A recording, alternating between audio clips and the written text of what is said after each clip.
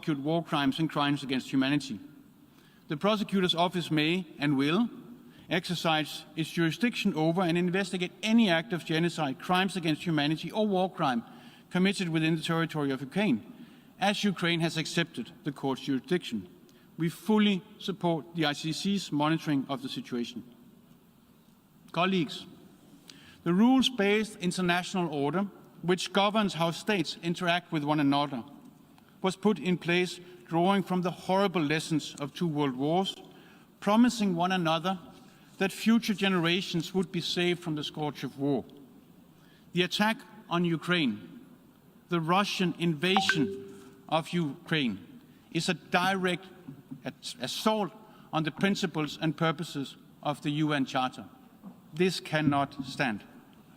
The matter is now in the hands of the General Assembly, where one veto cannot overrule the UN membership, where the power and legitimacy is manifested in numbers.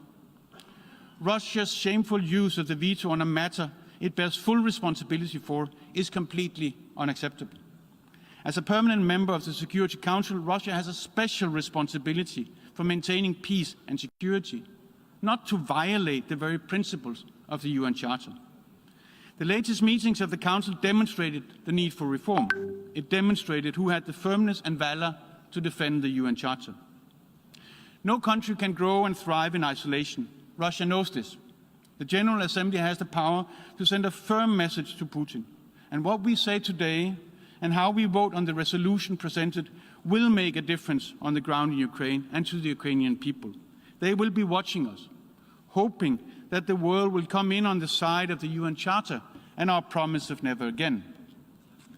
Colleagues, Russia's unlawful and brutal armed attack on Ukraine will affect and impact everyone. And if we do not join our forces to turn back this tide today, we will be even less equipped to deal with similar crises and crimes in the future, wherever, on whichever continent they occur. Over the last week, we have heard powerful statements from representatives of every continent on this planet, from Africa to Asia, from Europe to the Americas, that Russia's behavior towards a fellow member of the United Nations cannot stand. And we will hear more today. And to those who still refer to 2 parties to a conflict, we echo the words of a protester who had written on her sign, "If Russia stops fighting, there will be no more war. If Ukrainians stop fighting, there will be no more Ukraine." That is the simple reality before us. That is the simple truth. The world will hold Russia and Belarus accountable for their actions. Russia as the main aggressor, Belarus as the enabler. I thank you, Mr. President. I thank the distinguished representative of Denmark.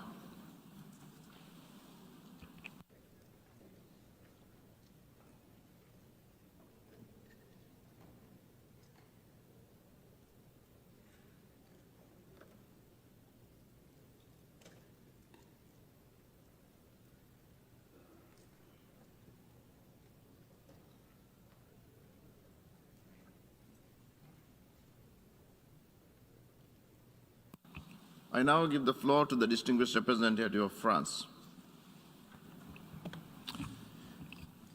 Mr. President, Russia, day by day, is continuing its work of destruction in Ukraine.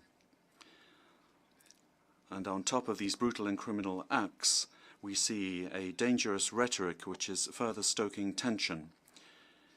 Russia is conducting this armed aggression in violation of the most fundamental principles of the United Nations Charter, which all members of this Assembly have the obligation to respect. On Friday, it was the only one to oppose a Security Council resolution co-sponsored by 82 states. The General Assembly today has a historic responsibility, that of relaying loudly and robustly the voice of citizens who, across all continents, including in Russia, are asking for the immediate cessation of this war and for the withdrawal of the Russian army from Ukrainian territory. France supports the efforts underway within this Assembly to prepare a resolution demanding that Russia put an end to its aggression and respect the sovereignty and territorial integrity of Ukraine. We call for all members of this Assembly to vote in favour of this text. Over and above Ukraine, it is an issue of defending the Charter and the very reason for the existence of the United Nations. Let's be clear about this. Faced with the armed aggression against a people, faced with the civilian victims increasing in number every day, faced with the outflows of those who are forced to seek refuge, no one can avert their gaze. Abstention is not an option. Abstaining is to agree that might is right. We call upon all member states to vote in favour of the primacy of law over force. Mr. President, the invocation of this emergency special session does not mean that the Security Council is refusing to exercise its responsibilities. The Council will be meeting this afternoon to discuss the humanitarian situation in Ukraine. France, together with Mexico, will be tabling a draft resolution in order to guarantee the protection of civilians and safe and unhindered humanitarian access in order to respond to the urgent needs of the Ukrainian population. France and its partners in the European Union stand firmly, shoulder to shoulder with the Ukrainian people. The European Union has already announced 90 million euros of humanitarian aid. France will also play its part. With our partners, France is mobilized to ensure that the international response is able to confront the aggression committed by Russia. The European Union, and France is President of for the first 6 months of this year, has adopted measures to block access of the Russian Central Bank to its reserves. We've also announced the funding of defensive equipment for Ukraine. Mr. President, France salutes the courage being shown by the people of Ukraine. We call upon this Assembly to express to them without delay our support through the adoption of a resolution. Thank you. I thank the distinguished representative of France.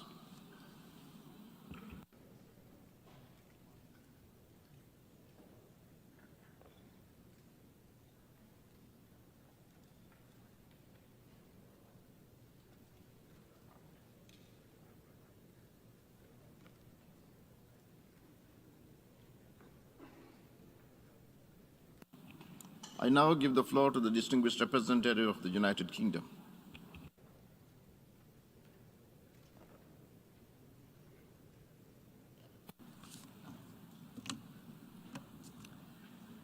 Mr. Secretary-General, Mr. President, colleagues.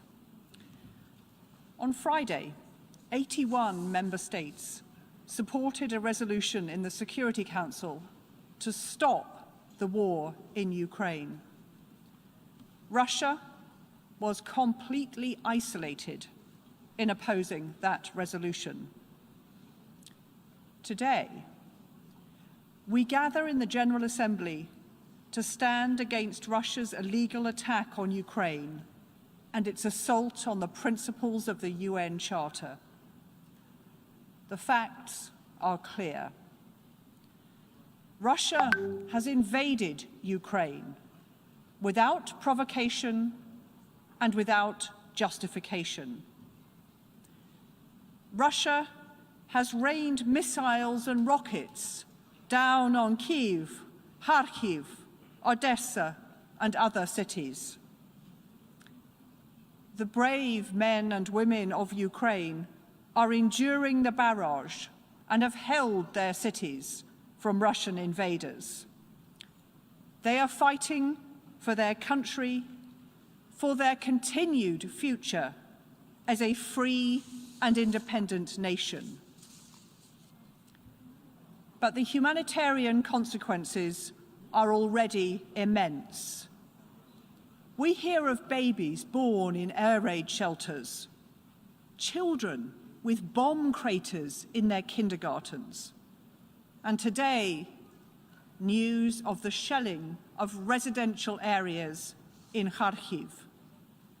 These are indiscriminate attacks on Ukrainian civilians. 7 million Ukrainians are displaced.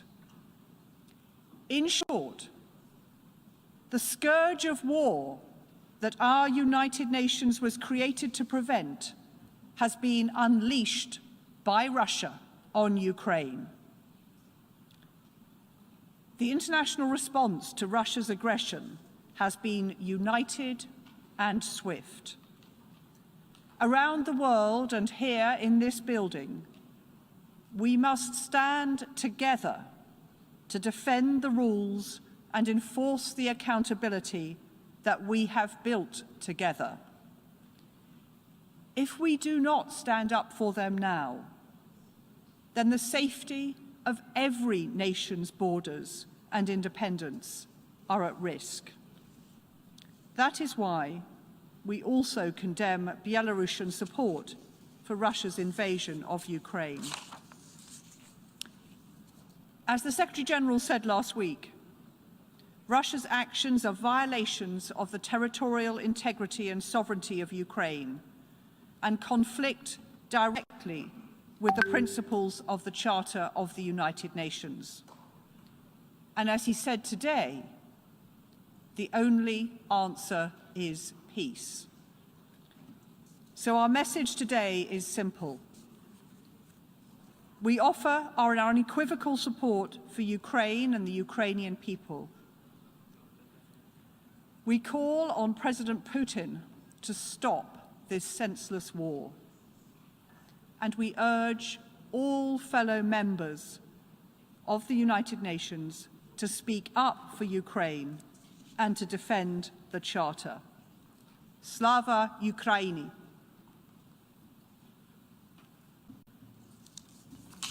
I thank the distinguished representative of the United Kingdom.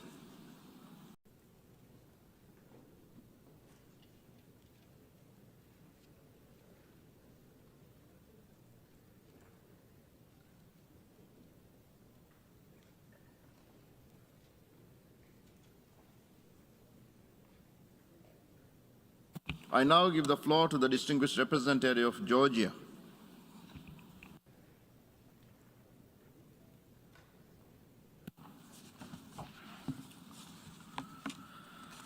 Thank you, Mr. President. My delegation aligns itself with the statement delivered by the representative of the European Union, and in my national capacity, I would like to add the following comment. Excellencies, we have gathered today in an emergency session because the Security Council once again failed us in acting as a guardian of peace and security. So now it is upon us, the General Assembly, where we all have equal rights to vote, to stand up and make it certain that the United Nations delivers on the purpose it was created for. The use of armed force by a UN member against sovereignty, territorial integrity, or political independence of another member state violates Article 2.4 of the UN Charter and constitutes an act of aggression as defined by the Resolution 3314 of this very body, adopted by consensus. What we see in Ukraine is an act of aggression on the part of Russia, and we condemn it. Last week, I spoke from this very rostrum about Russia's pattern of behavior against its neighbors. Russia's full-scale military aggression against my country should have served as a wake-up call for all. But alas, it has not been possible to prevent the similar scenario unfolding a few years later in Ukraine. Not to repeat myself, let me just say that we in Georgia do know what the toll of war is. We do know what it is this disastrous consequences. And that is people, innocent civilians, women and children who pay the highest price. It is devastating not only for those who live through it, but passes down to generations. Let me be clear. Core principles enshrined in the UN Charter, the Helsinki Final Act, the Charter of Paris for New Europe, and the commitments taken under the Budapest Memorandum are non-negotiable nor subject to revision by any country, no matter how large or powerful it may be. Territorial acquisition through use of force or a threat to do so is illegal and impermissible. Georgia calls on the Russian Federation to immediately cease its military activities and withdraw all its forces and armaments from Ukraine. allow immediate access to all international humanitarian and human rights mechanisms wherever in the entire territory of Ukraine, reverse the decisions related to the status of integral parts of Ukraine's Donetsk and Luhansk regions and Crimea, and to do so the same with regard to Georgia. Withdraw forces, allow humanitarian access, reverse the status-related decision with regard to the occupied territories. Georgia was among the co-sponsors of the draft Security Council resolution that got vetoed, and we are the co-sponsors of the draft General Assembly resolution that is soon to be considered. This resolution, although it concerns Ukraine, is a watershed moment for all of us, and I would dare say for the future of the rules-based order and our United Nations. So I call on you to vote in favor of the proposed draft, to vote to save the succeeding generations from the scourge of war, to vote for the United Nations. And in conclusion, we welcome the Secretary General's decision to scale up the United Nations humanitarian operations in and around Ukraine. And let me once again reiterate Georgia's unwavering support of independence, sovereignty, and territorial integrity of Ukraine within its internationally recognized borders, including Crimea and Donbass, and Ukraine's navigational rights in its territorial waters. I thank you. I thank the distinguished representative of Georgia.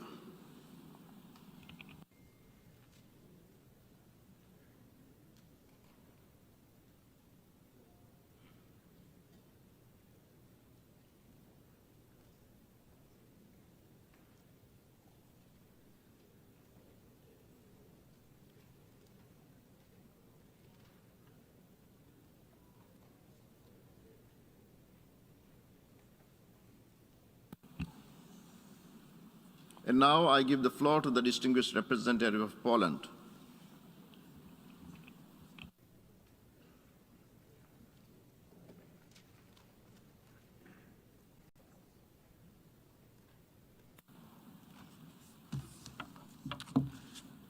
Mr. President, Mr. Secretary General, distinguished delegates, Poland fully supports the resolution just tabled by Ukraine and calls on each member state to stand firmly behind it. We deeply believe that through this act, we will demonstrate our adherence to the principles enshrined in the UN Charter.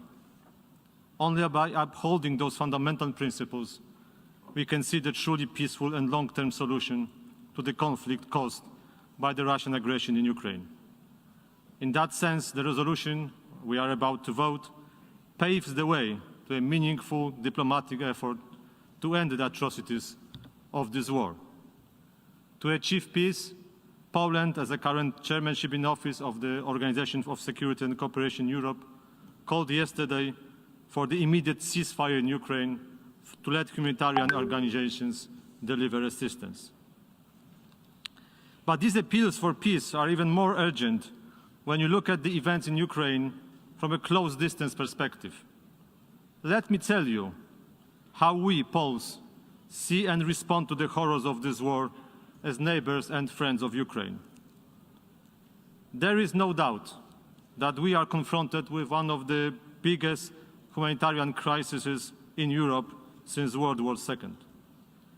In the first 3 days of Russian aggression, facilitated by the complicity of the Belarusian regime of Alexander Lukashenko, we witnessed more than 500,000 people fleeing Ukraine, 300,000 of which found refuge in my home country. We keep our borders open. Our diplomatic missions help those who seek refuge in Poland. The nationals of all countries who suffered from Russian aggression or whose life is at risk can seek shelter in my country. And I can tell you, only for the first half of today, we welcome people of 125 nationalities fleeing Ukraine to Poland. So that means it concerns us all.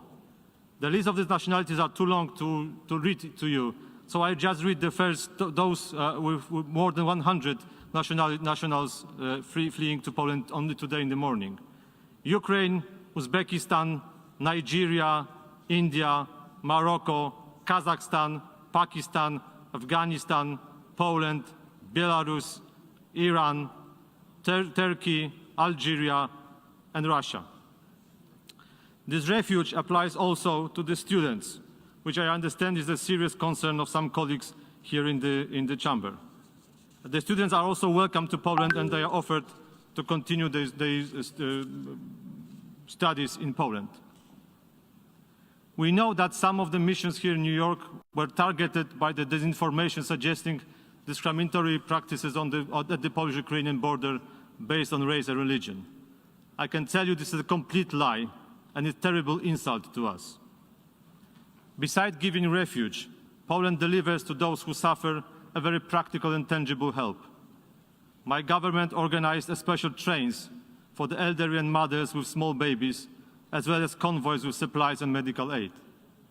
There are 7,000 beds in 20 hospitals ready for those wounded and sick, and I want to announce that the first Ukrainian refugee babies were born in Poland in the last 24 hours, and the first life-saving operations were carried out for the elderly in our hospitals. Poland stands ready to cooperate closely with you and OCHA, International Committee of the Red Cross, and other humanitarian organizations to ease the burden of the civilians targeted by the Russian aggression. But what I am most proud of is the outpour of spontaneous readiness to help by individuals. Polish families are opening their homes to refugees. They offer clothes, food, and accommodation.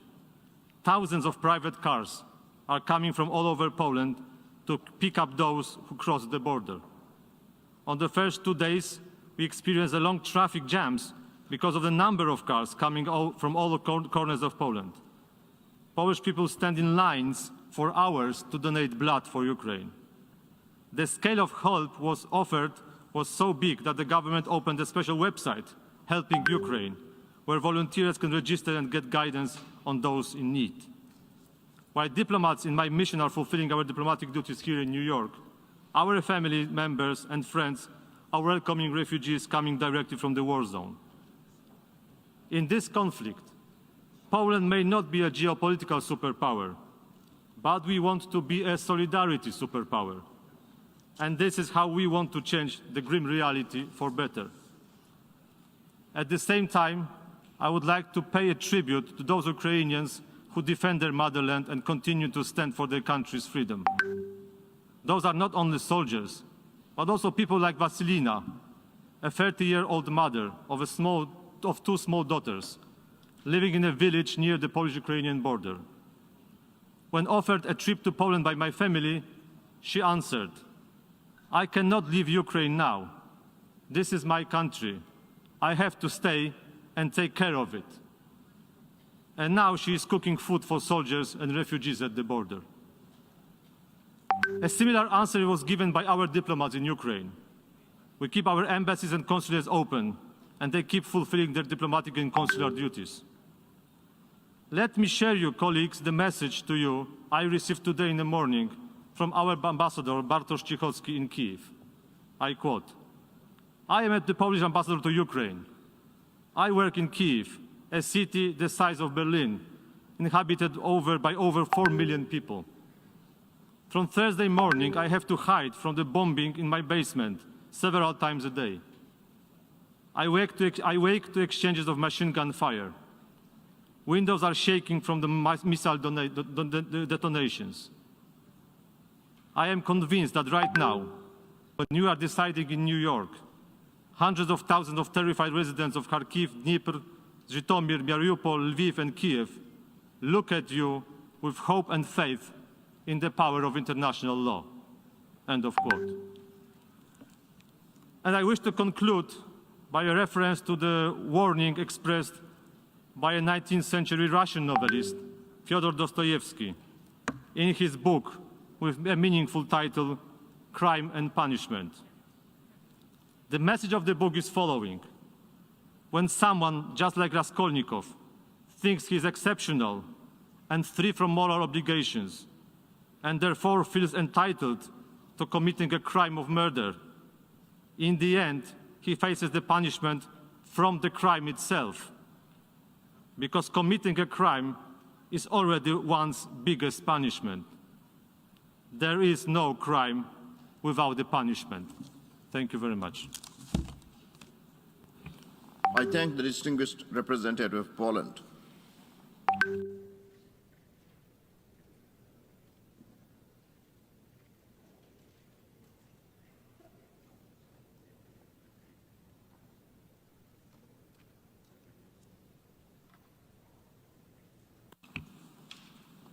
And now I give the floor to the distinguished representative of Austria.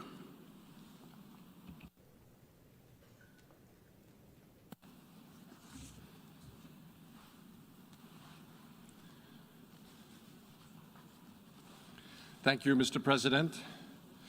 And as usual, Austria aligns itself with the statement by the European Union. However, we also want to add our voice in our national capacity, because what is currently being deliberately inflicted upon Ukraine does not allow us to remain silent. Excellencies, colleagues, fellow Ukrainians, let me start by thanking you, Mr. Secretary General, for your clear words this morning and these past days. We are grateful to see that the United Nations is there to help those suffering and in dire need for help. We meet here today to discuss the Russian aggression against Ukraine, to discuss the violation of Article 2.4 of our UN Charter. That we meet here today in this room is a good thing and a bad thing. It's bad because it means after several days since Russia launched its aggression against the sovereign territory of Ukraine, we are still witnessing military attacks, terrible human suffering, and loss of life. It's also bad because questions of peace and security should be addressed by the Security Council.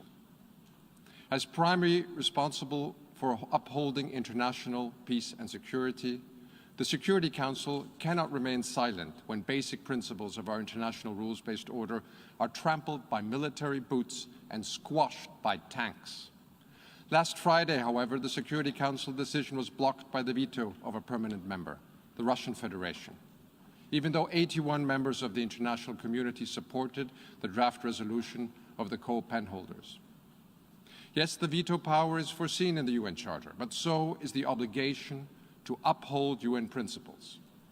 If in the 21st century the Security Council is blocked in a situation that constitutes a blatant breach of international law, we should ask ourselves if this system of veto powers is still able to regulate our international relations. Yet, colleagues, our meeting here today is also good. It's good that the General Assembly is there to step in if the Security Council cannot fulfill its mandate. And it's good that we now have the opportunity here in this General Assembly Hall to raise our voices, to recall the principles of the UN Charter, our Charter, and to state clearly that we will not stay silent if the Charter is violated in the most serious way. This is our right. This is our obligation as members of the organization. Colleagues, at the end of this debate, we will vote on a resolution condemning the aggression of Russia against Ukraine and showing solidarity with the people of Ukraine. Austria will vote yes on the resolution and urges all of you to do so also.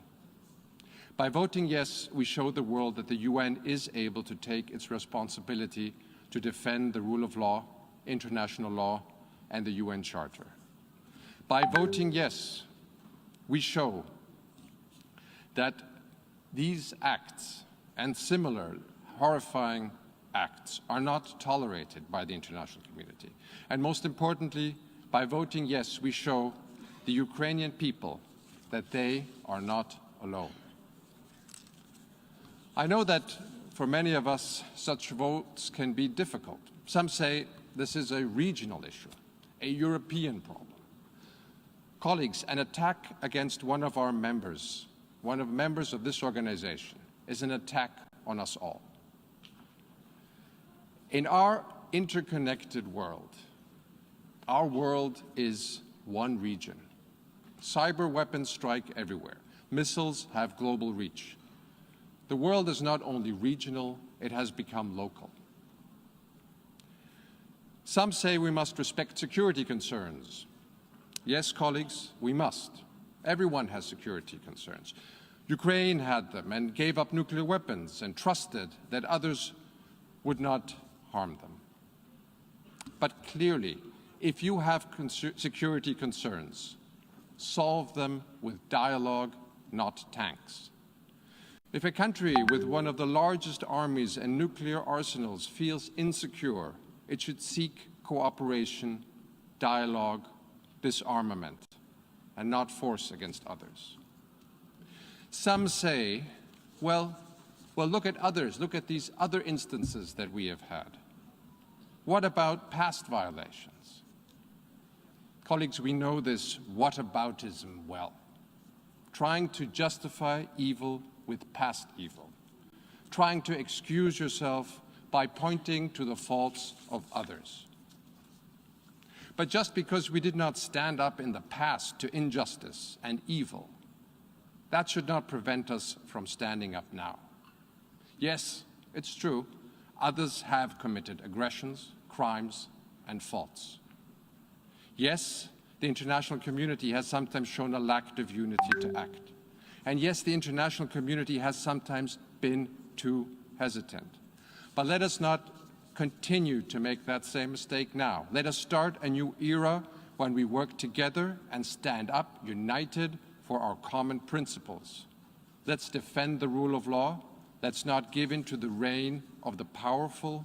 Let us vote yes on that resolution. Mr. President, Austria is not part of any military alliance. We rely for our security on the respect and implementation of international law, of treaties, of custom, including humanitarian law. Reports about Russian attacks on civilians and civilian objects in urban areas are extremely worrying. Rockets or missiles hitting apartment buildings in Kiev cannot be accepted. These attacks constitute war crimes under international humanitarian law. We urge Russia to strictly adhere to international humanitarian law, in particular regarding the protection of civilians in urban warfare, and immediately cease these attacks and refrain from using explosive weapons in populated areas. We strongly condemn the use of cluster munitions, which is incompatible with international humanitarian law and outlawed under the Convention on Cluster Munitions. And colleagues, the threat of use of nuclear weapons, any nuclear threat of this kind, is a violation of the principles of the UN Charter. The implied catastrophic humanitarian consequences do not respect borders and pose a threat to all of humanity. This is completely unacceptable. Perpetrators and those responsible ordering these crimes need to be held accountable. The International Criminal Court may exercise jurisdiction over and investigate any acts of genocide, crime against humanity, or war crimes committed within the territory of Ukraine. In this regard, we welcome the statement of ICC Prosecutor Khan, reminding us all that his office can exercise jurisdiction over and investigate any act of genocide, crime against humanity, or war crime committed within the territory of Ukraine since February 2014. Mr. President, in the last couple of days, Ukrainians have endured incredible human suffering. In order to help ease the humanitarian catastrophe, Austria contributed 2.5 million euros to the ICRC and NGOs, and additional humanitarian assistance will be decided soon. Those organizations' valuable work must be ensured by guaranteeing humanitarian access. Colleagues, in sum, Austria condemns the Russian aggression against Ukraine. Austria calls on Russia to reverse its decision to recognize the self-proclaimed Donetsk and Luhansk People's Republics, which represents a grave violation of the sovereignty and territorial integrity of Ukraine. Austria urges Russia to immediately withdraw its troops and stop any further bloodshed and return to the path of peaceful dialogue, like any member of the UN is obliged to do. Vienna is ready to host and facilitate such dialogue. We hope that today's start of bilateral discussions between delegations from Ukraine and Russia can serve as a first step towards an urgently needed ceasefire. And colleagues, we call on you to vote yes on today's resolution. I know it's not always easy. Many of us have good relations with Russia. We love the culture, admire the traditions, and have good Russian friends. But a good friend, an honest friend, will speak up and say what needs to be said to do and what needs to be done when a friend commits an illegal and evil act. This is what this resolution is for. Imagine for one moment that you are in Ukraine's shoes. What would you expect from the UN, from this General Assembly, if you were in Ukraine's place? In this dark hour, it is our moral, our legal obligation to condemn the violations of the Charter and show solidarity with the victim of an aggression. Austria will show its full solidarity with Ukraine, the Ukraine government, Ukrainian people. We stand with you. Thank you. I thank the distinguished representative of Austria.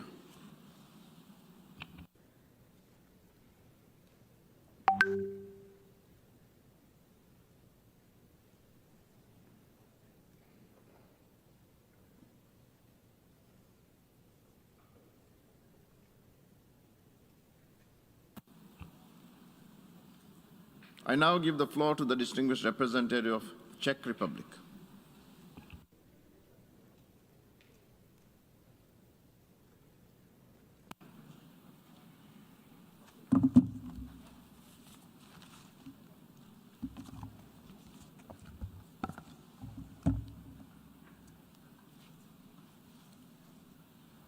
Mr. President, Mr. Secretary General, Excellencies.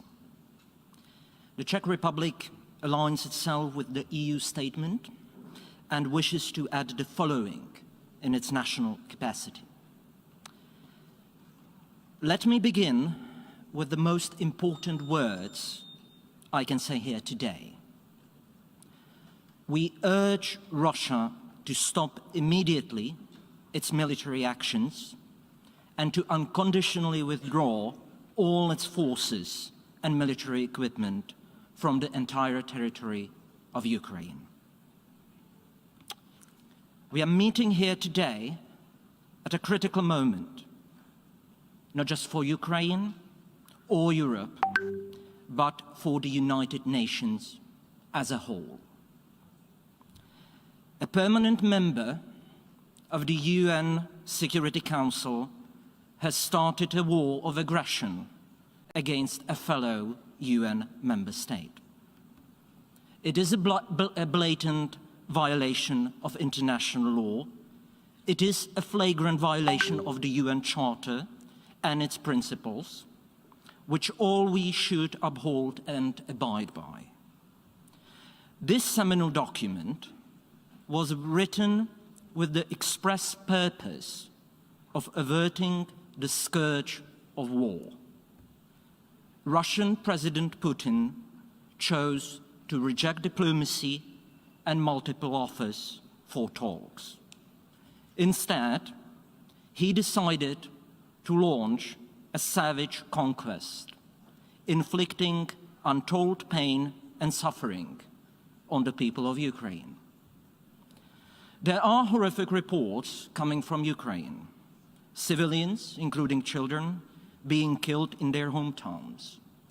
Families separated, hundreds of thousands of people forced to flee for their lives. Mr. President, let me make it crystal clear. Russia and its people are under no threat from Ukraine or NATO. We condemn in the strongest terms Mr. Putin's threat of using nuclear weapons. Indeed, it is a very dangerous rhetoric and only further exacerbates the overall security situation. Nothing can justify the use of nuclear weapons. Mr. President, Russia must be held accountable for its aggressive actions. Ukraine has accepted the jurisdiction of the International Criminal Court related to genocide, crimes against humanity, and war crimes. We will be looking to the ICC to prioritize investigations of crimes committed in Ukraine. Similarly, we strongly support Ukraine's filing of a case against Russia at the International Court of Justice, requesting the ICJ to order Russia to cease its unlawful attack on Ukraine and to stop Russia's false claims that acts of genocide have been perpetrated in the Luhansk and Donetsk Oblast of Ukraine. Mr. President, I would like to reiterate my country's unwavering support for the sovereignty, territorial integrity, and independence of Ukraine within its internationally recognized borders, including the illegally annexed Crimea. This is why the Czech Republic throws its full support behind the draft UN General Assembly resolution. The people of the Czech Republic stand firmly with Ukraine. Suffering of innocent civilians in Ukraine has raised a huge wave of solidarity among our people. Humanitarian aid is pouring across the border and to border regions where Ukrainians are fleeing in a desperate search for safety. The Czech government, local communities, as well as individuals, have offered and provided help to the people who have fled from the suffering caused by the Russian aggression, and we will continue to do so. Mr. President, we deeply regret the use of a veto by the Russian representative last Friday to block the UN Security Council resolution. This prevented the UN Security Council from fulfilling its fundamental role to maintain international peace and security. It is yet another proof of Russia's blatant disrespect for this organization. However, the large number of co-sponsors of the draft resolution clearly demonstrated the prevailing opinion of the international community. Mr. President, Russia cannot veto the reality on the ground. And let me here echo the words of the UN Secretary General speaking after last Friday's vote in the Security Council. The United Nations was born out of war to end war. Today, that objective was not achieved. We must never give up. We must give peace another chance.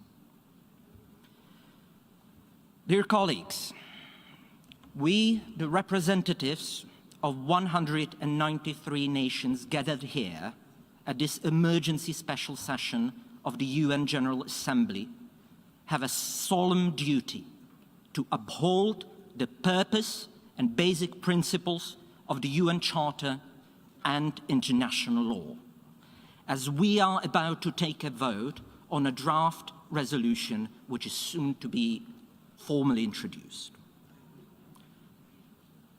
Dear colleagues, soon each and every member of this honorable body will have a chance to declare where they stand on the UN Charter and international law. And quite frankly, on the most crucial matter of war and peace. Excellencies, colleagues, I'm making a plea to each and every one of you representing here all UN member states. Please vote for this resolution. Vote with your conscience. Vote for the end of bloodshed and human suffering. Vote for peace. Vote for the UN Charter and international law. Vote for all the good our United Nations was founded to represent. And please let us not forget, the whole world is watching. Thank you. I thank the distinguished representative of the Czech Republic.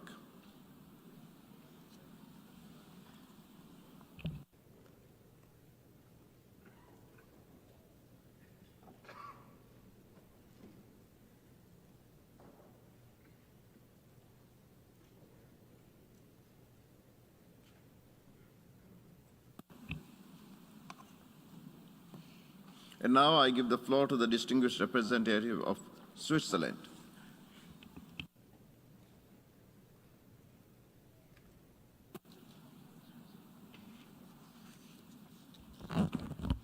Monsieur le Président, Mr. President, Secretary General, dear colleagues.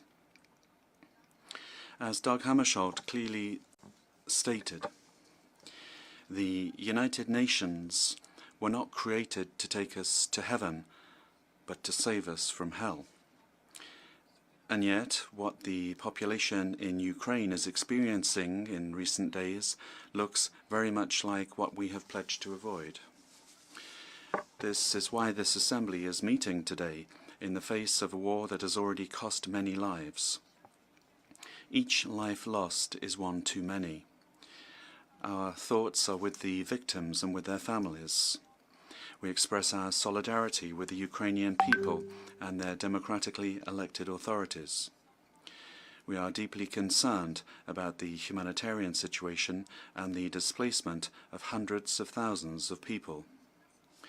This Assembly is meeting today at the request of the Security Council due to the lack of consensus among its permanent members. Switzerland supported the draft resolution in the Security Council aimed at ending the hostilities and restoring international law. The blocking of this resolution by the veto of a permanent member is contrary to Article 27 of the Charter.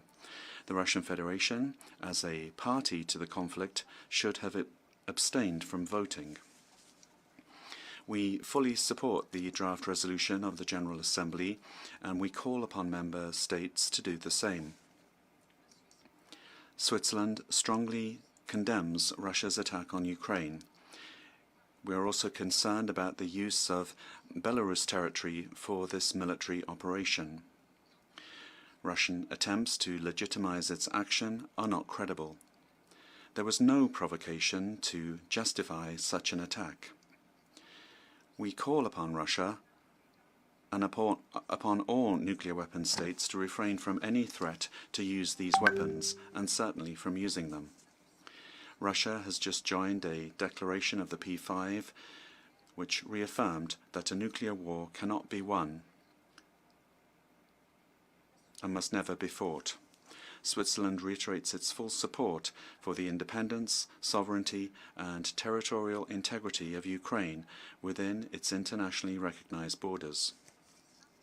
Switzerland once again calls on all parties to respect international humanitarian law and human rights. We condemn all violations. This also applies to cyberspace. The protection of the civilian population, as well as of persons who are not part of the fighting, must be the priority. Switzerland is deeply concerned about substantiated allegations of the use of cluster munitions. Assets essential to the survival of the civilian population, as well as civilian and medical infrastructure, must not be targeted. Furthermore, we call on the parties to ensure rapid and unhindered humanitarian access and the safety of humanitarian and medical personnel. Switzerland stands in solidarity. We are committed to mobilizing additional resources to meet humanitarian needs in Ukraine and in the region. Together with our European partners, we will continue our long tradition of welcoming refugees. Moreover, Switzerland has fully implemented the European Union sanctions against Russia. We welcome the work of the Special Monitoring Mission of the Organization for Security and Cooperation in Europe. We regret that the serious situation has left the organization with no other choice than to temporarily evacuate its staff. Switzerland welcomes the UN Secretary-General's offer of good offices, as well as the diplomatic efforts of the member states, which have left no stone unturned in order to promote a diplomatic solution through dialogue. Switzerland reiterates its offer of good offices if the parties to the conflict so wish. We welcome the fact that the parties to the conflict have met today for initial negotiations. We very much hope, as the Secretary-General does so keenly, that these talks will lead to initial results, such as, for example, a ceasefire. This conflict, like all conflicts, can only be solved through dialogue. I thank you. I thank the distinguished representative of Switzerland.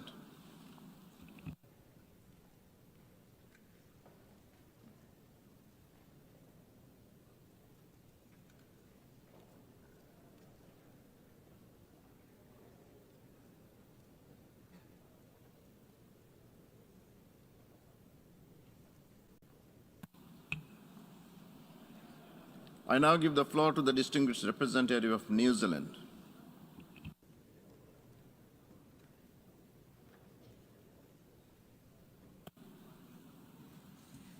Mr. President, Mr. Secretary-General, today our thoughts are with the people of Ukraine as they continue to fight Russia's large-scale invasion.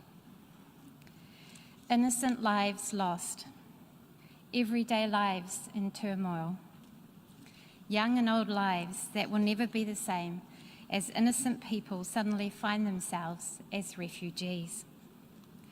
The worst part of the trauma we see unfolding in front of us is knowing that it was completely avoidable. New Zealand is in no doubt that the conflict in Ukraine is a direct result of the unprovoked and unjustified actions of Russia and its decision to flagrantly ignore international law. Russia is escalating its aggression by its decision to increase the readiness of its nuclear weapons. Russia's actions are nothing short of the acts of a bully.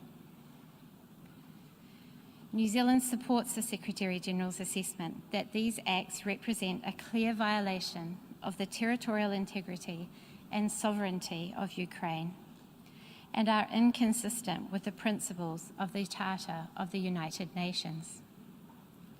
In standing in support of Ukraine, we are also standing in defence of the UN Charter. We cannot pick and choose when to espouse the centrality of the Charter. This emergency session of the General Assembly is taking place as a direct result of Russia's actions alone. Its ongoing military aggressions threaten not only the peace and security of Ukraine, but that of Europe and of the international community. We are here today because the United Nations Security Council failed to act last Friday to condemn Russia's actions to invade Ukraine. Russia's use of the veto, when it is not only party to this conflict, but the direct cause of it, is a disgrace. New Zealand, along with a group of small states, opposed the granting of the veto to the P5.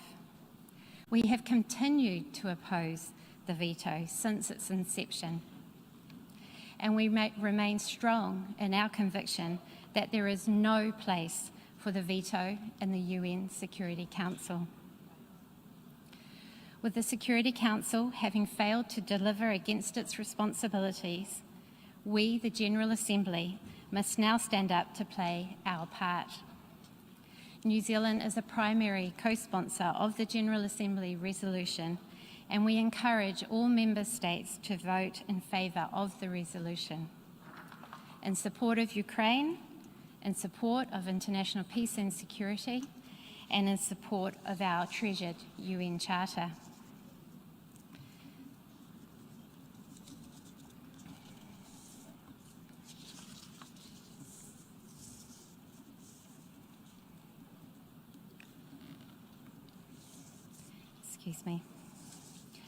New Zealand has consistently expressed our strong support for international efforts to de-escalate the Ukraine crisis diplomatically.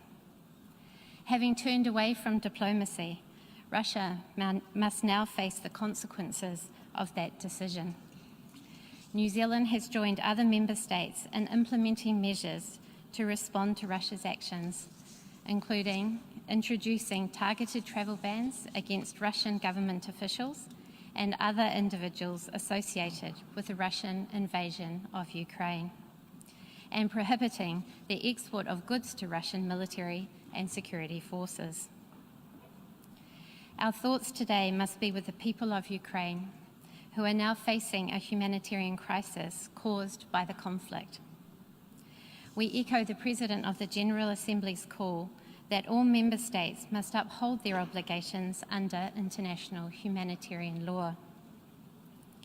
Further, we, the international community, must act now to prevent further pointless loss of innocent life and to support those who now find themselves displaced through no fault of their own. We commend Ukraine's neighbours for their selfless acts of taking in large numbers of Ukrainians and other nationalities who seek refuge from this conflict. We acknowledge with a grim sense of horror, but sadly little surprise, the role of accomplice and facilitator that Belarus has played in support of Russia's invasion. New Zealand has also extended its travel bans to key members of the Belarusian government. New Zealand is contributing financially to the humanitarian response and will consider all humanitarian options available to support the international humanitarian response. We welcome France and Mexico's tabling of a humanitarian resolution in the United Nations Security Council today. Finally, Aotearoa New Zealand is a proponent of peace and reconciliation. In this vein, we say to Russia, act consistently with your international obligations. Cease military operations in Ukraine. Permanently withdraw to avoid a catastrophic and pointless loss of innocent life. Take all possible steps to protect civilians in line with international humanitarian law and return to diplomatic negotiations as a pathway to resolve this conflict. Thank you. I thank the distinguished representative of New Zealand.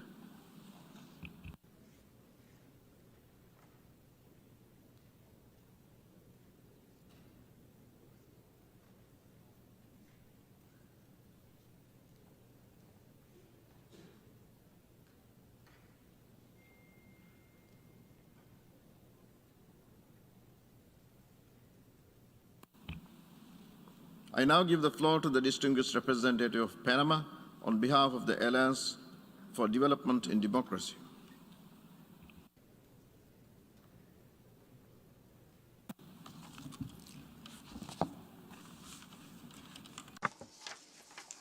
Mr. President, Secretary General, the Republic of Panama, on behalf of the Republic of Costa Rica, the Dominican Republic, as member countries of the Alliance for Development and Democracy, are honored to address this 11th emergency special session in order to express our position during the convening of this session on the draft resolution on the unprovoked armed aggression by the Russian Federation against Ukraine. The delegations of Panama, Costa Rica, and the Dominican Republic, on the basis of shared values and in respect for the United Nations Charter and for international law, condemn the use of force and the violation of the sovereignty and territorial integrity of Ukraine by the Russian Federation. The Alliance supports the Secretary-General of the United Nations, Mr. Antonio Guterres, in his call for a cessation of hostilities and for moderation and reason to prevail, and that international humanitarian law be respected and civilians be protected. We reiterate that all efforts should be made in order to provide rapid secure and unhindered access for humanitarian assistance to those that require it in Ukraine in order to protect civilians, including humanitarian staff and those in vulnerable situations, particularly girls and boys. The serious situation caused by the displacement of thousands of Ukrainians looking for safe refuge in neighbouring countries represents an additional challenge to the global complex crisis brought on by the pandemic. This is why the countries of Latin America, including members of the Alliance, have undertaken joint efforts in order to facilitate safe transit of our nationals crossing the Ukrainian border. Dialogue and negotiation, accompanied by respect for the letter and the spirit of the United Nations Charter, the resolutions of the General Assembly, and international law, constitute the only guarantee for a lasting solution to the conflict which today is afflicting Eastern Europe. Finally, we firmly call upon the parties to return to negotiations and diplomatic dialogue, and that peace be promoted and that there be respect for multilateralism. These must be at the core of action in this area. Thank you. I thank the distinguished representative of Panama.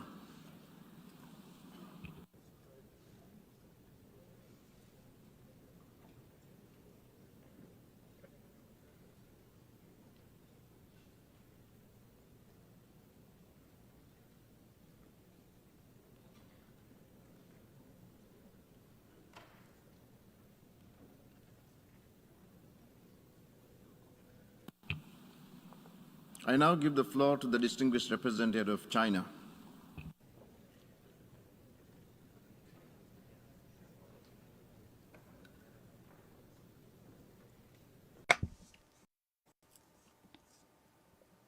Mr. President, the situation in Ukraine is changing sharply. China is closely following the developments. The situation has evolved to a point which China doesn't wish to see. It is not in the interest of any party.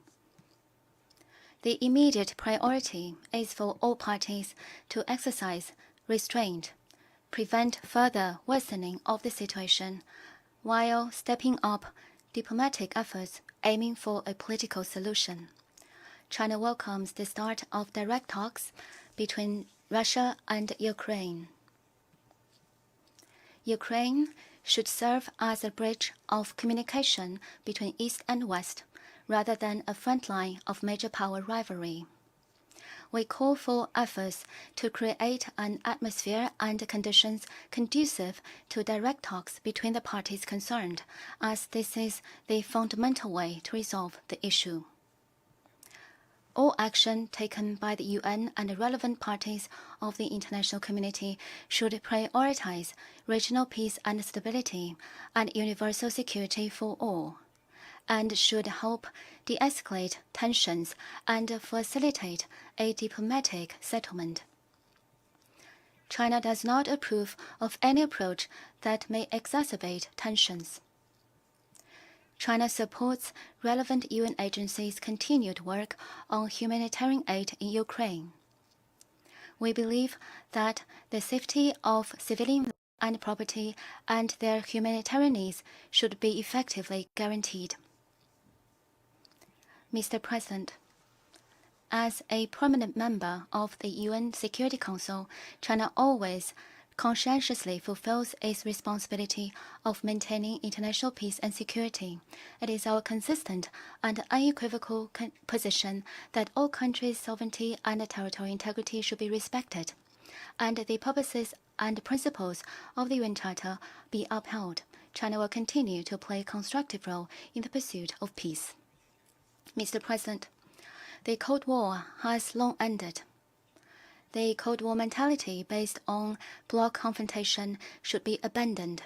Nothing can be gained from stirring up a new Cold War, but everyone will stand to lose. One country's security should not come at the expense of other countries' security. Still less can regional security be guaranteed by reinforcing or even expanding military blocs. China supports the EU, NATO, and Russia resuming dialogue. Bearing in mind the notion of indivisible security, properly addressing the legitimate security concerns of all parties, including Russia, striving to forge a balanced, effective, and sustainable European security mechanism so as to achieve lasting peace and stability for the European continent. Thank you, Mr. President. I thank the distinguished representative of China.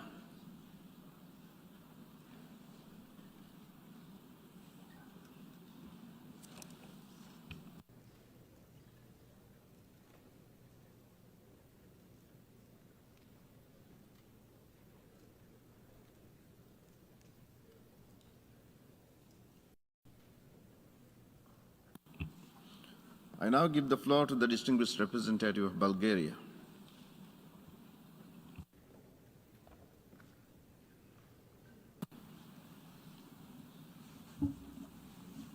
Thank you, Mr. President. Mr. President, distinguished delegates, Bulgaria aligns itself with the statement delivered on behalf of the European Union, and I would like to highlight a few points in my national capacity. Aggression against Ukraine not only undermines global security and stability, but also puts the international rules-based order in jeopardy. It is deplorable that the Russian Federation used its veto power to prevent the Security Council from exercising its primary responsibility for maintenance of international peace and security. However, the decision of the Security Council to urgently refer the matter to the General Assembly by calling an emergency special session demonstrates the resolve of the rest of the Council to do everything possible to address this serious act of aggression. The fact that for the first time in 40 years, the Security Council takes such a decision speaks of the gravity of the situation. We commend the decision by the Security Council, and now it is up to all of us to live up to the responsibility to uphold the principles of the UN Charter and international law and to send a strong and unequivocal message by condemning the act of aggression and the illegal actions by the Kremlin. Bulgaria demands that the Russian Federation immediately cease its military actions, unconditionally withdraw all forces and military equipment from the entire territory of Ukraine, and fully respect Ukraine's territorial integrity, sovereignty, and independence within its internationally recognized borders. The use of force and coercion to change borders has no place in the 21st century. Tensions and conflicts should be resolved exclusively through dialogue and diplomacy. We strongly condemn the involvement of Belarus in this aggression, including providing its territory to be used as a launching ground for the Russian aggression, and call on it to refrain from such action and to abide by its international obligations. The reports of civilian casualties, including of children, and the destructions of civilian infrastructure, including critical infrastructure, are deeply concerning. We are particularly outraged by the use of weapons that have indiscriminate effect in residential areas and against the civilian population. This is unacceptable and must stop immediately. We call on the Russian Federation to fully respect international humanitarian law and international human rights law and to allow safe and unhindered humanitarian access and assistance to all persons in need. The Russian Federation bears full responsibility for this aggression and all the destruction and loss of life, and the leadership of the Russian Federation should and will be held accountable in accordance with international law. Mr. President, colleagues, it is our duty to do the right thing. We need to stand together against any act of aggression and against any violation of the UN Charter.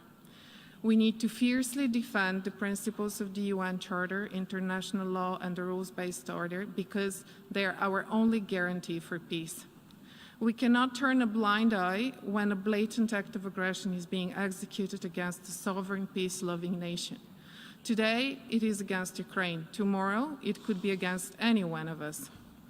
In conclusion, I would like to reiterate Bulgaria's unwavering support for the sovereignty, independence, unity, and territorial integrity of Ukraine within its internationally recognized borders. I would also like to thank the Ukrainian people for their extraordinary courage and resilience. You're not alone. Thank you. I thank the distinguished representative of Bulgaria.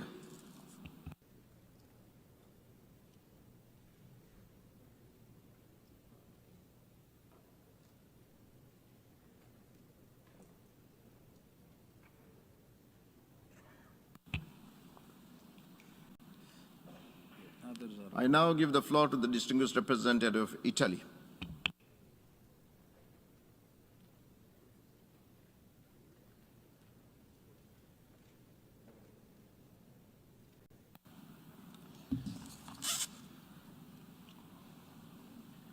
Mr. President, Mr. Secretary General, dear colleagues, Italy aligns itself with the statement of the European Union and wishes to add the following remarks in its national capacity. We do welcome the convening of this special emergency session. Following the impossibility for the Security Council to discharge its duties and adopt its own resolution on the matter, due to the veto of the Russian Federation, the General Assembly had an obligation to make its voice heard in front of such a grave threat to international peace and security. We are thankful to those members of the Security Council that made this possible. Italy, together with its EU partners and allies, has made its position clear all along throughout this entire crisis, with statements and consistent acts, standing firmly in support of the sovereignty and territorial integrity of Ukraine and in full solidarity with Ukrainian people. The unprovoked aggression decided by the Russian leadership is a blatant violation of international law and the UN Charter, and as such, it has to be condemned in the strongest possible terms. The involvement of Belarus as a facilitator of the Russian aggression is also to be condemned. In close coordination with the EU partners and allies, we have implemented unprecedented economic and financial sanctions, including on Belarus. As already stated, further steps will have to be taken if the assault against Ukraine continues. We call upon the Russian Federation to stop immediately its action and to withdraw its military forces from the territory of Ukraine within its internationally recognized borders extending to territorial waters. We urge the Russian Federation to respect the principles set in the UN Charter and in the Declaration of Friendly Relations, to abide by the Minsk Agreement and to redirect urgently its action towards a peaceful solution. We trust that the General Assembly will, through the adoption of the tabled draft resolution, show cohesion and determination in dealing with a situation that is threatening the existence of a member state, causing a growing number of casualties, including civilians and children, and ultimately is undermining the very essence of multilateral relations.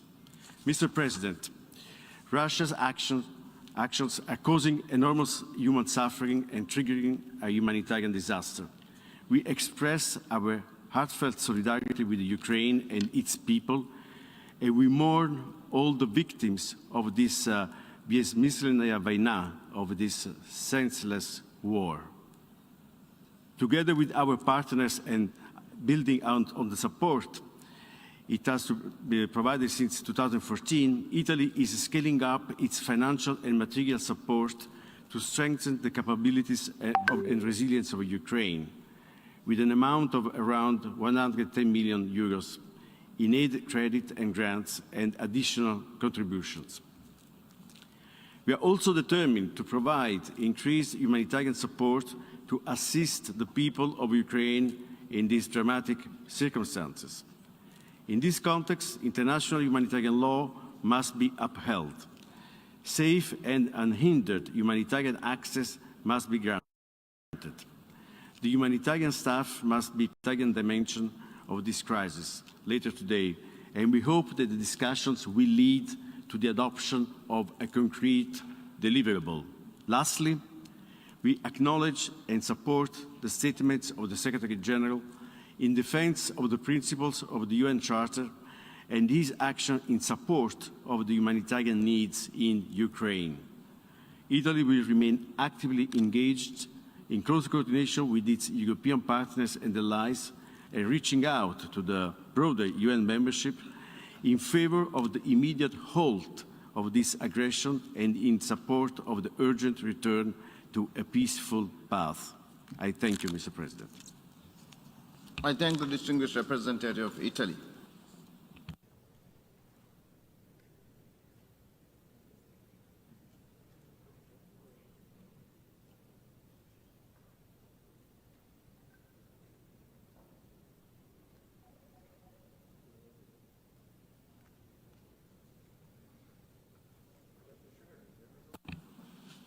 I now give the floor to the distinguished representative of Brazil.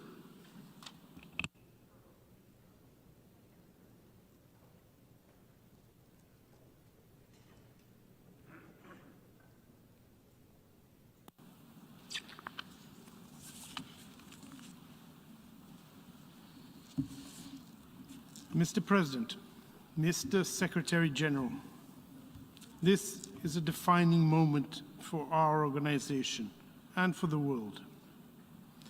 When the drafters of the Charter envisaged our collective security system back in 1945, they probably thought they had seen the worst in terms of tragedy and human suffering. If they were here today, they would doubt that assessment. We are under a swift escalation of tensions that could put all of humanity at risk, but we still have time to stop it. Brazil voted in favor of the draft resolution before the Security Council on the situation in Ukraine. We regret that the draft was not adopted, but firmly believe that the Security Council has not yet exhausted the instruments at its disposal to contribute to a negotiated and diplomatic solution towards peace.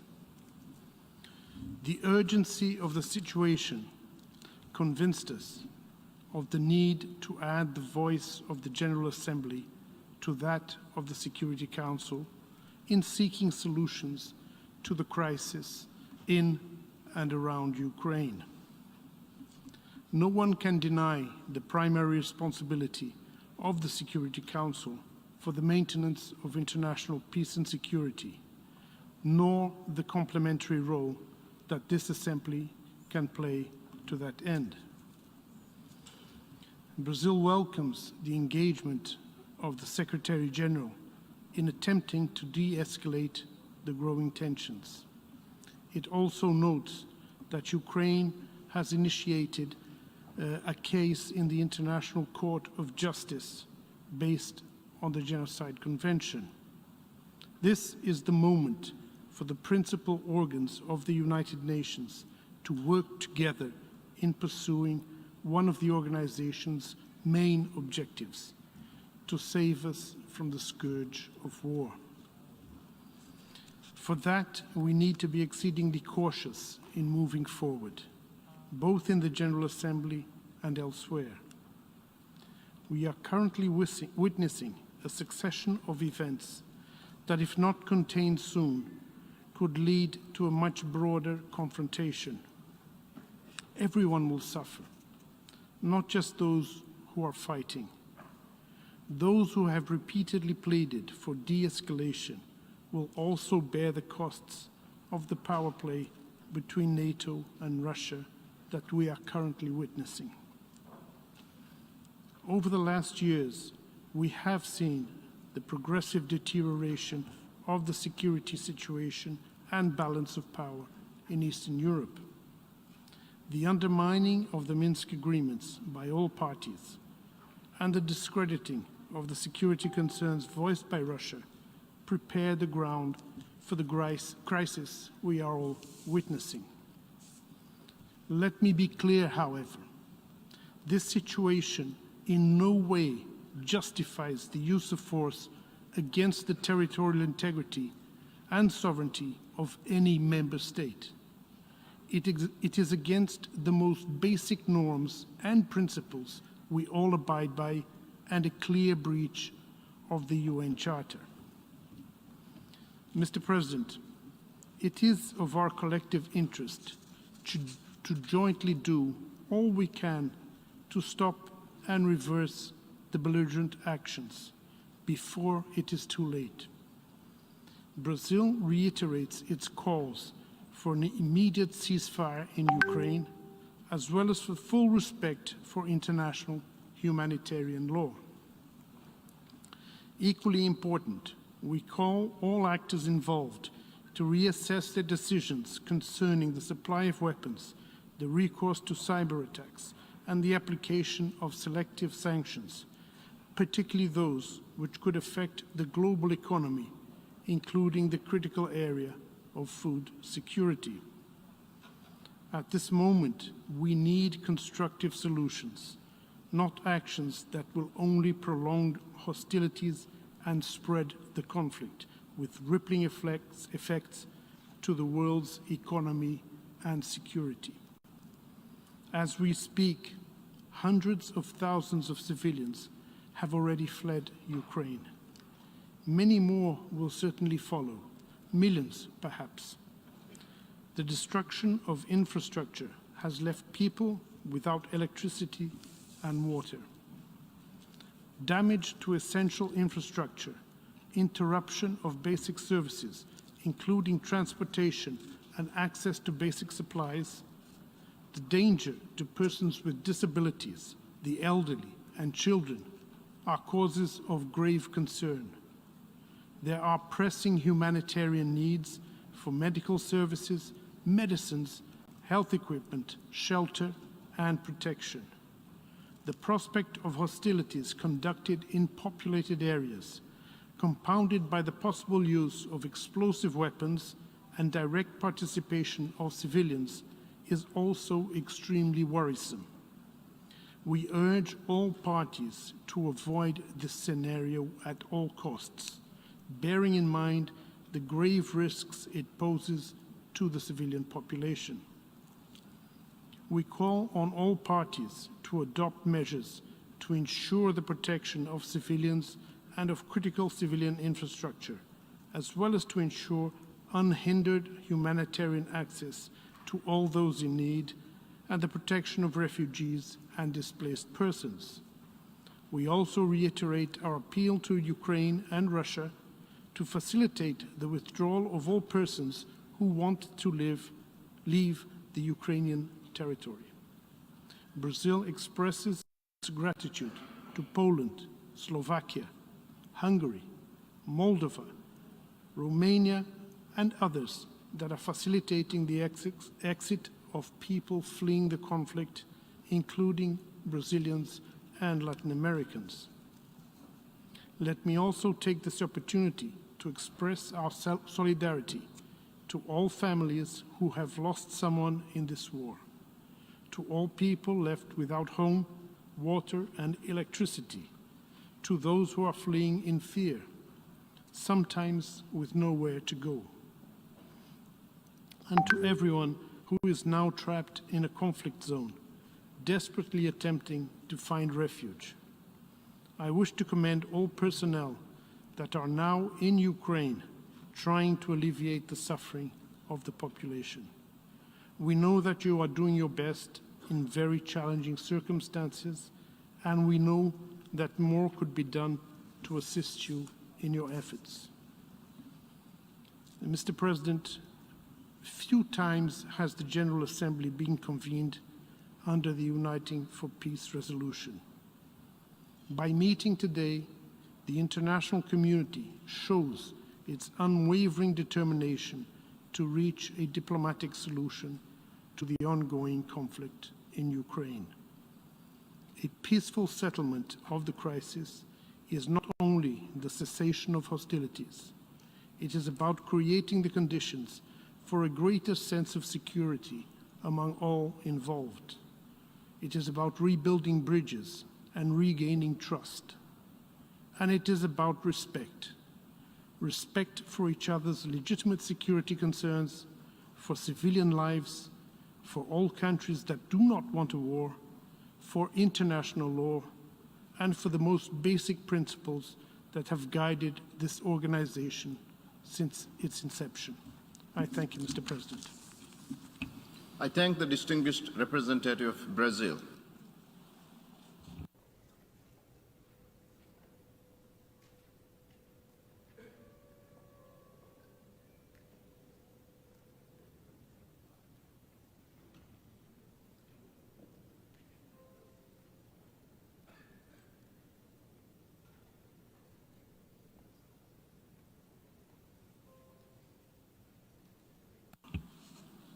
I now give the floor to the distinguished representative of Canada.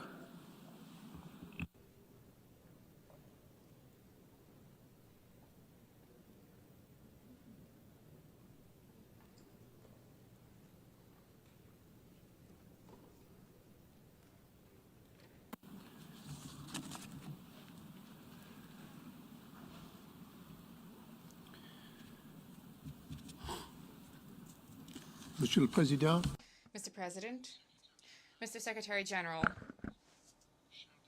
distinguished delegates,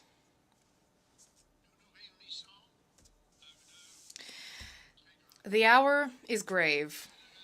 The Russian Federation, a permanent member of the Security Council, has unleashed an illegal and unjustifiable war of aggression against the sovereignty, the territorial integrity, and the political independence of another member state of the United Nations, Ukraine.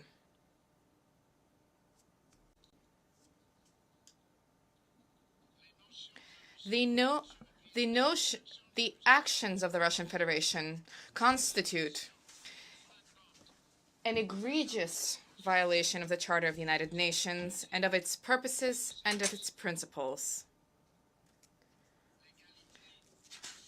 The sovereign equality of all states, the right of all peoples to self-determination, the peaceful settlement of disputes, and the prohibition on the use of force.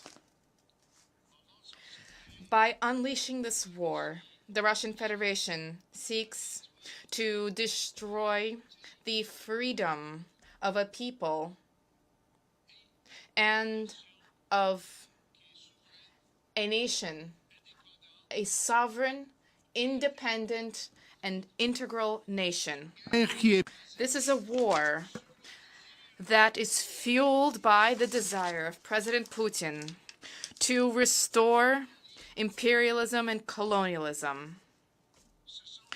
These are the days against which the members of the United Nations have been fighting for generations.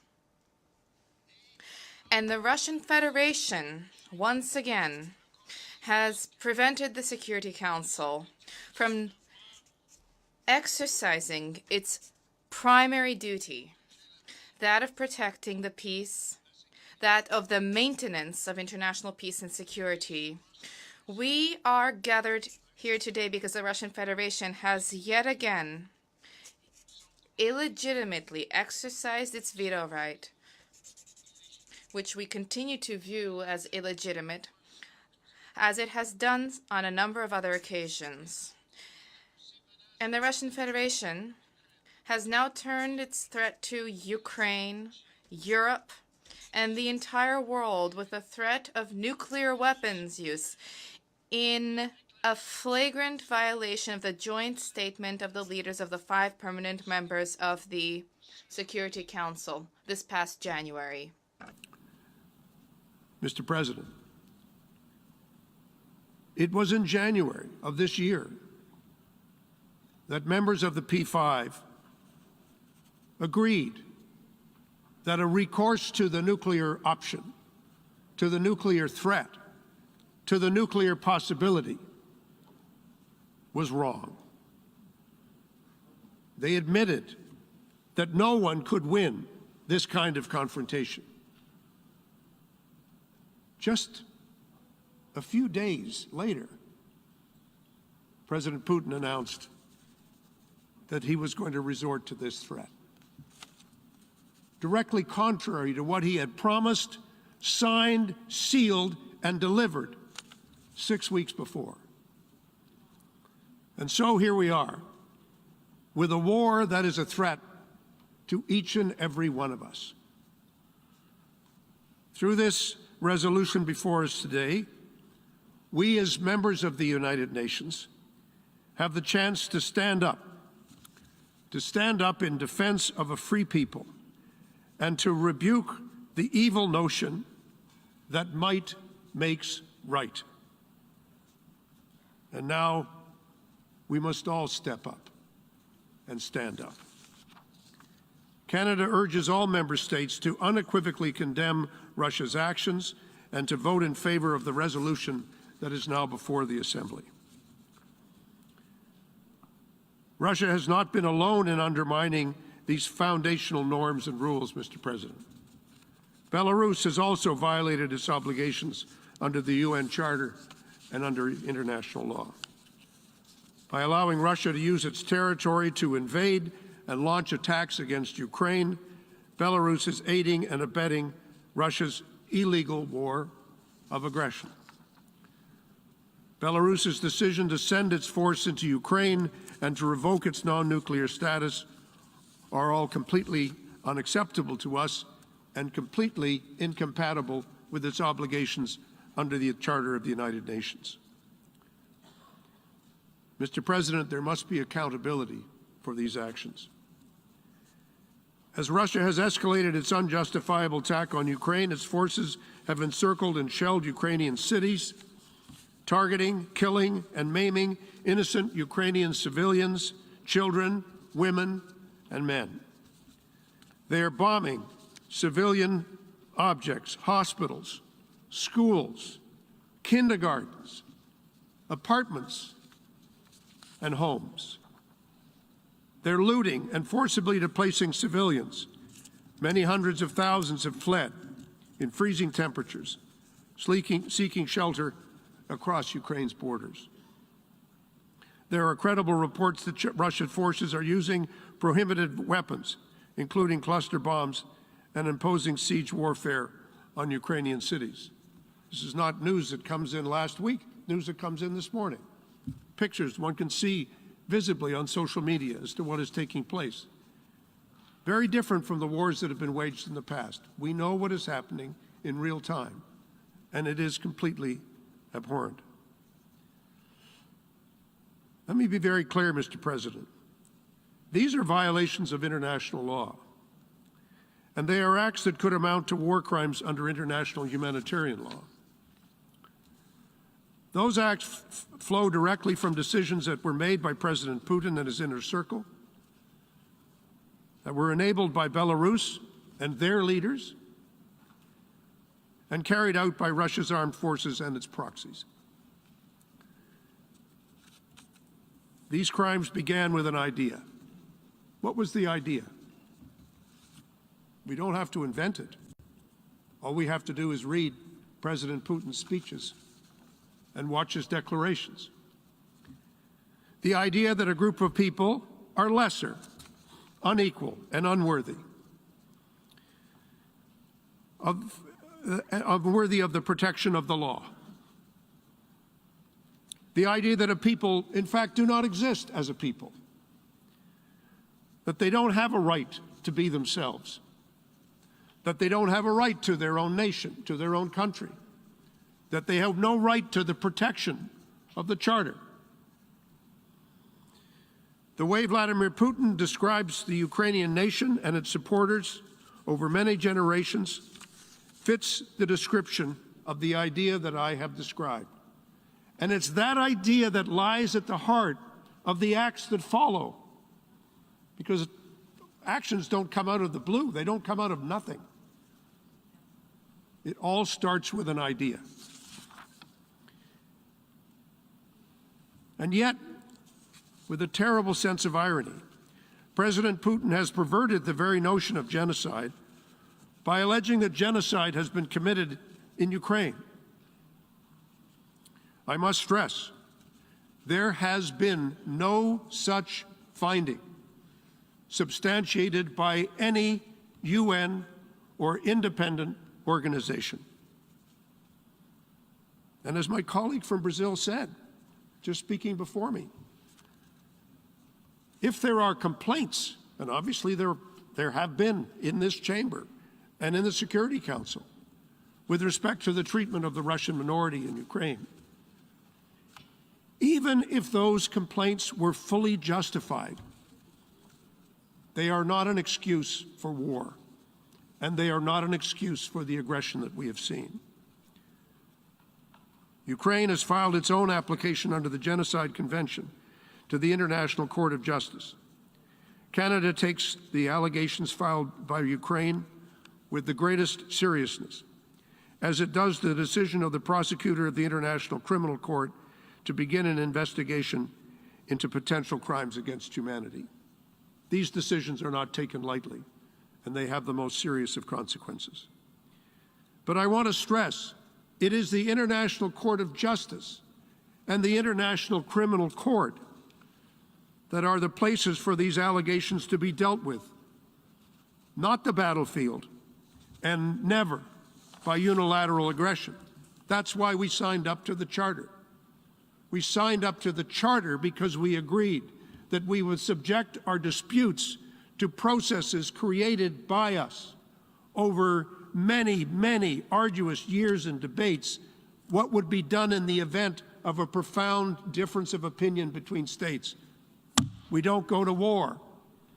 We go to the negotiating table. We go to court. We go to mediators. That's how we resolve disputes. The other way lies madness.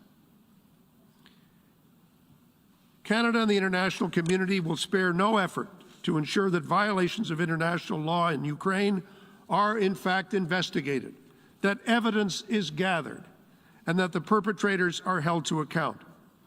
We do so not only out of our conviction that the use of history, that the arc of history tends towards justice.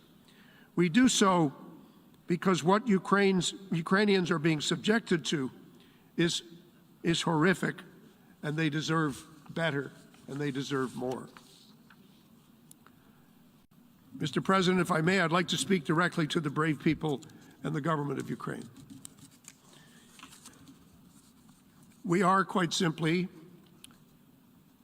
inspired by you. We are standing with you, and you are not alone. Our support for Ukraine, your country, for your Ukrainian democracy, and for your right to choose your own future in Ukraine remains unwavering, steadfast, and resolute. Canada will do everything in its power to help you as you hold strong and defend your homeland against this terrible Russian aggression. Together with our partners, we will ensure that President Putin and those who ordered, implemented, and enabled this reckless war will continue to face significant costs and to be held accountable for their actions. Your struggle is now our struggle, and we are with you. Mr. President, if I could speak directly to the people of Russia. To the Russian protesters who are bravely demonstrating against the war, who have been met with brutal force and arbitrary arrests by riot police. To the thousands of Russian citizens who have written letters, had the courage to put their name on a letter to the President of Russia, condemning this reckless decision. To all those Russians at home and abroad who are opposed to this senseless war, and you are in the millions. Canada and the world, we see you and we hear you. Your President, Vladimir Putin, has sorely miscalculated.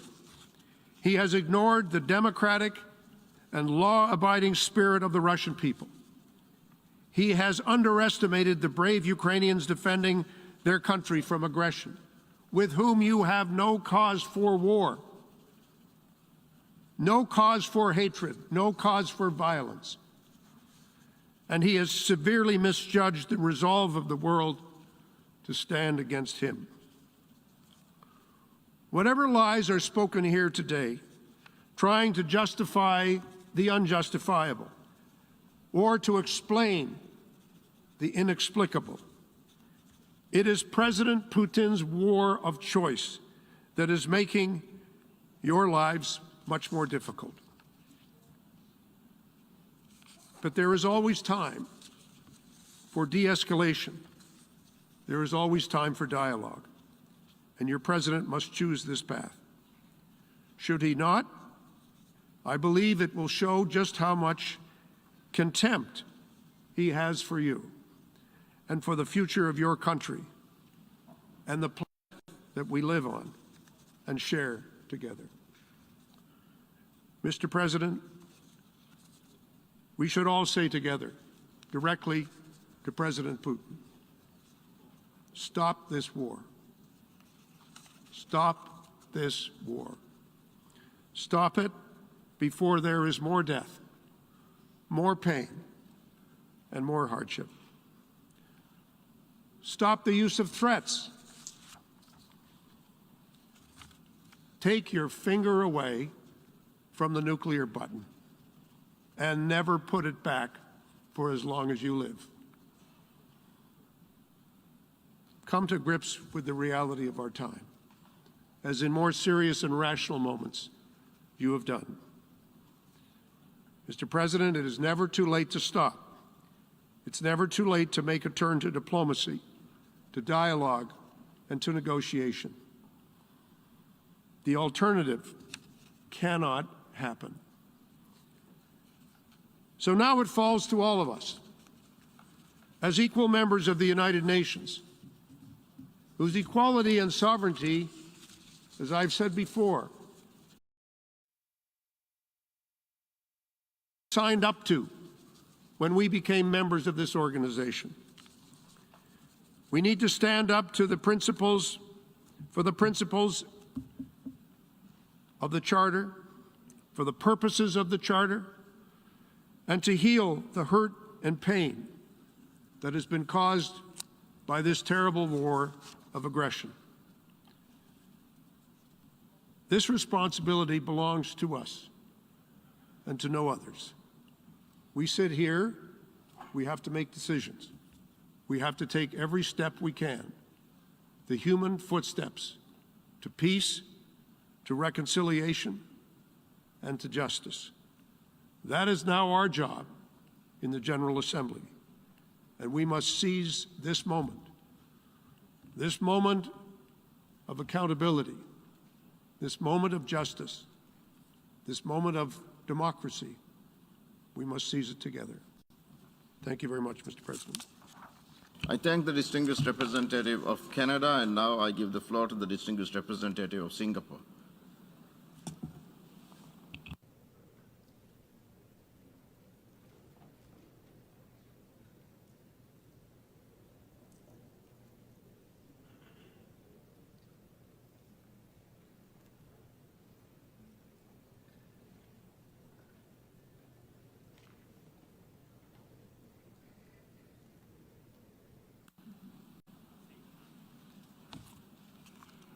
Thank you very much, Mr. President. We are meeting today in a historic emergency special session because the UN Security Council was unfortunately unable to discharge its primary responsibility for the maintenance of international peace and security as a result of the veto cast by the Russian Federation, which is regrettable. We welcome the convening of this emergency special session as it allows all countries, especially the small countries, to raise their voice, to state their views, and to register their concerns in this universal organ of the United Nations. Mr. President, Singapore has always taken a consistent position on the sovereignty, independence, and territorial integrity of all countries.